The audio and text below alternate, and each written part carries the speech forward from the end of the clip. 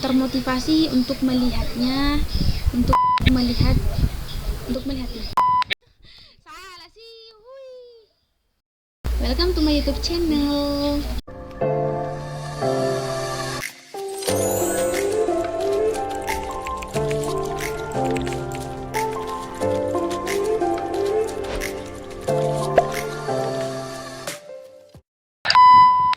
Assalamualaikum warahmatullahi wabarakatuh. Pertama-tama marilah kita panjatkan puji dan syukur atas kehadirat Allah Subhanahu wa taala, karena atas berkat dan nikmatnya lah sehingga saya dapat mengerjakan tugas ini. Dan tak lupa pula kita kirimkan salawat dan salam kepada Nabi besar kita, Nabi Muhammad SAW. Allahumma shalli ala Sayyidina Muhammad wa ali Sayyidina Muhammad. Nah, di sini saya akan mempresentasikan tentang peran dan pemanfaatan teknologi informasi dan komunikasi dalam pembelajaran. Nah, sebelum masuk ke pembahasannya, ada baiknya saya memperkenalkan terlebih dahulu. Perkenalkan, nama saya Mentari. Saya berasal dari Universitas Muhammadiyah Bone, Prodi Pendidikan Ekonomi, dan masih semester 1. Nah, di sini apa sih yang akan kita bahas? Nah, yang pertama kita akan membahas mengenai apa itu teknologi informasi dalam pembelajaran. Yang kedua, peran TIK dalam pembelajaran, dan yang ketiga, pemanfaatan TIK dalam pembelajaran. Nah, kita masuk ke TIK dalam pembelajaran. Pembelajaran yang efektif adalah pembelajaran yang dapat memfasilitasi peserta didiknya dalam aktif berinteraksi dengan berbagai sumber belajar, sehingga peserta didik dapat mencapai tujuan-tujuan pembelajaran secara efektif, efisien, dan menyenangkan ataupun berdaya tarik. Sedangkan TIK ini sendiri adalah teknologi yang diperlukan untuk memproses informasi, terutama penggunaan komputer elektronik yang ditujukan untuk mengolah, menyimpan, mentransmisikan, melindungi, sehingga kita dapat mencari informasi di mana saja dan kapan saja.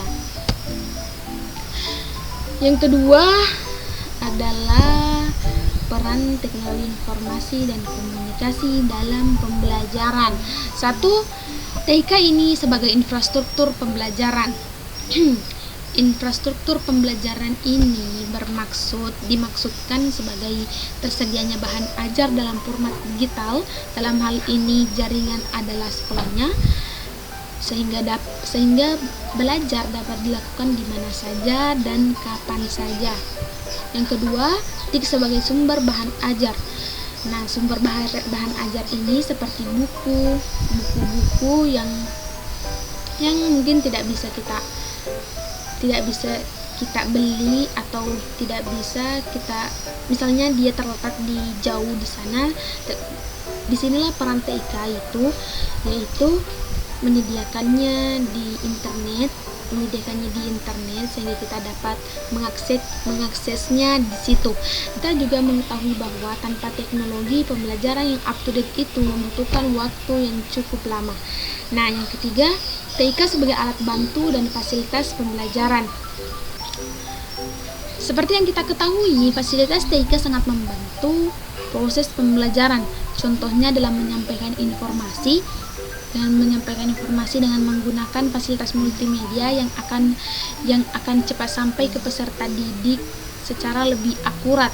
Dengan adanya fasilitas multimedia ini, peserta didik akan termotivasi untuk belajar dan mengeksplorasi pengetahuannya secara lebih luas.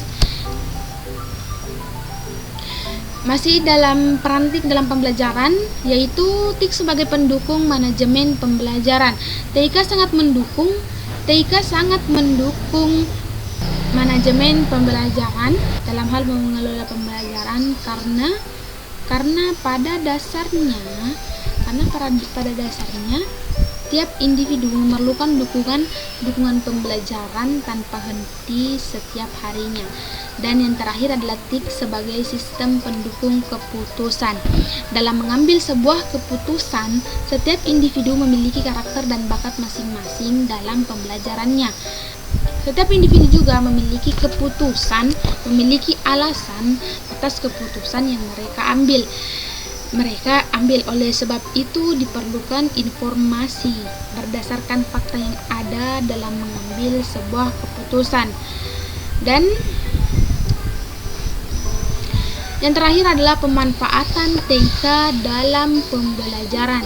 Yang pertama, memanfaatkan komputer untuk menyampaikan materi pengajaran itu sendiri.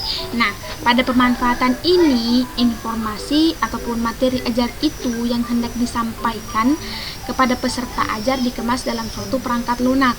Nah, kemudian peserta ajar ini dapat belajar dengan cara menjalankan program atau perangkat lunak tersebut di dalam sebuah komputer. Nah, bila ini dirancang dengan baik, dapat diciptakan paket program belajar sehingga peserta ajar dapat melakukan simulasi atau juga dapat memberikan umpan balik kepada peserta ajar. Dan yang kedua, ada untuk pendistribusian materi ajar melalui jaringan internet. Materi ajar dapat dikemas dalam bentuk web ataupun program belajar interaktif lainnya. Nah, materi ini kemudian ditempatkan di sebuah server yang tersambung ke internet sehingga peserta didik dapat mengambilnya dengan menggunakan web browser ataupun aplikasi pengiriman file. Dan yang ketiga, sebagai media komunikasi dengan pakar atau narasumber atau peserta didik yang lain. Komunikasi ini dapat digunakan untuk menanyakan hal-hal yang tidak dimengerti oleh peserta didik ataupun untuk mengungkapkan pendapatnya supaya dapat ditanggapi oleh peserta yang lain. Dengan demikian peserta didik bisa mendapatkan umpan balik dari pakar itu ataupun narasumber ataupun peserta didik yang lain mengenai hal-hal yang berkaitan dengan pemahaman materi ajar tersebut yang diajarkan nanti. Nah, cukup sekian yang dapat saya sampaikan. Mohon maaf apabila ada kesalahan ucapan kata. Sesungguhnya semua kebenaran itu datang dari Allah Subhanahu wa taala dan kesalahan datangnya dari saya sendiri. Billahi taufik wal hidayah. Wassalamualaikum warahmatullahi wabarakatuh.